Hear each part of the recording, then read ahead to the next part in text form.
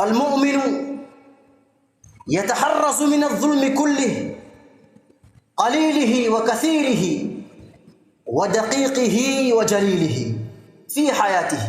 Mu'min anayemwamini Allah subhanahu wa ta'ala yataharraz, anajiepusha. Mu'min anajiweka mbali na dhulma kwa sampuli zote, dhulma kubwa, dhulma ndogo, dhulma nyingi na chache, aliepusha mu'min na hilo. Katika maisha yake yote mu'min atakiwa hiyo ni hali yake hiyo, aliepusha na dhulma.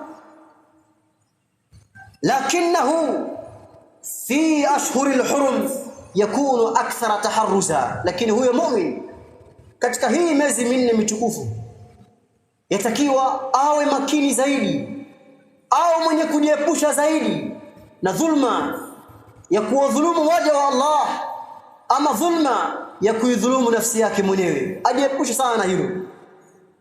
Wa akbaru dhulmi alladhi wajaba ijtinabuhu ashirku billah, dhulma kubwa ambayo yatakiwa mu'min ajiepushe nayo, akae nayo mbali, ni jambo la kumshirikisha Allah subhanahu wa ta'ala.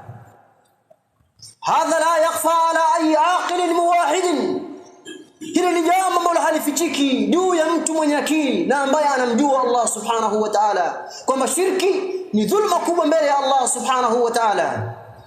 Wa idh qala Luqman li ibnihi wa huwa ya'idhu, kumbuka Muhammad, Luqman alipomwambia mwanawe, akimpea nasaha na kumpea mauidha mwanawe, ya bunayya la tushriki billah, mwanangu usimshirikishe Allah subhanahu wa ta'ala. Kwa nini? Inna ash-shirka la dhulmun adhim, kwa sababu mwanangu utambua na elewa kwamba shirki ni dhulma kubwa mbele ya Allah subhanahu wa ta'ala.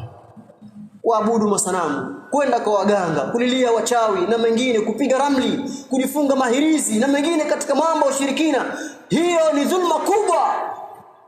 Wajidhulumu nafsi yako ya Abdullah, inna shirka la dhulmun adhim.